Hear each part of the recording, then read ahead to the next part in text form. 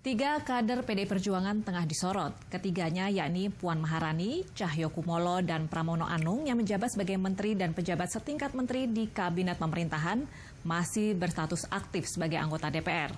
Entah mengapa pergantian antara waktu ketiganya masih belum diproses. Karena jika dirunut waktu sudah hampir setahun mereka menjabat sebagai pembantu presiden lembaga eksekutif.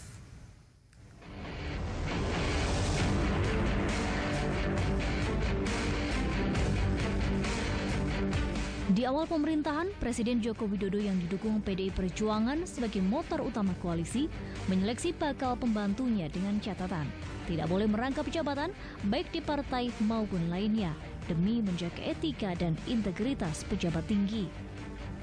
Tapi apa daya, nyaris tahun Puan Maharani sebagai Menteri Koordinator Bidang Pembangunan Manusia dan Kebudayaan serta Menteri Dalam Negeri Cahyokumolo menjabat, penggantinya belum ditentukan.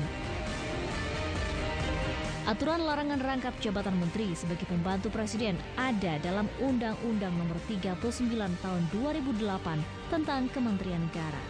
Jika mengikuti aturan itu, status keanggotaan DPR harus dilepaskan dengan pergantian antar waktu atau PAW seperti diatur Undang-Undang MD 3 Nomor 17 Tahun 2014. Mekanisme yang ada gitu aja. Kita kalau pimpinan DPR kirim ke kita, ya kita proses.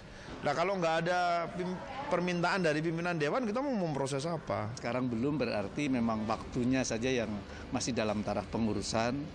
Biasanya yang agak lama yang dari DPP-nya, dari DPP partai yang bersama. Pembahasan pengganti ketiga Menteri PDI Perjuangan pun diakui Ketua Fraksi PDI Perjuangan di DPR, Oli Dondo Kambi, belum tuntas.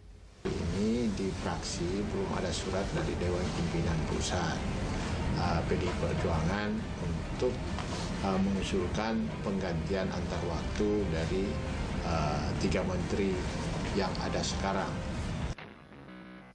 Sebagai partai pemenang 2 pemilu di Indonesia, seharusnya PDI Perjuangan menunjukkan etika politik yang patut dicontoh. Tapi karena Puan dan kawan-kawan tidak mundur, maka tidak terjadi pergantian antar waktu. Nah, partai politik ini bersalah di sini. Maka Jokowi harus bersikap tegas, yaitu memecat mereka dari kabinet. Dipertanyakan kenapa dia tidak berani dengan Puan Maharani, dengan Cahyokumolo, dengan Pram, sementara 3 orang ini jelas melanggar konstitusi atau melanggar undang-undang. Klaim bahwa pergantian tengah diproses sah-sah saja. Tetapi harus diingat, waktu 11 bulan bukanlah singkat untuk menentukan pengganti. Di mana etika dan integritas mereka sebagai negarawan? Tim Liputan MNC Media memberitakan. Untuk menambah informasi, Anda dapat membaca Koran Sindo, sumber referensi terpercaya edisi hari ini. Di halaman pertama, Koran Sindo menampilkan berita beban hidup kian berat, jumlah rakyat miskin melonjak. Jumlah penduduk miskin Indonesia melonjak 860.000 orang hanya dalam kurun 6 bulan.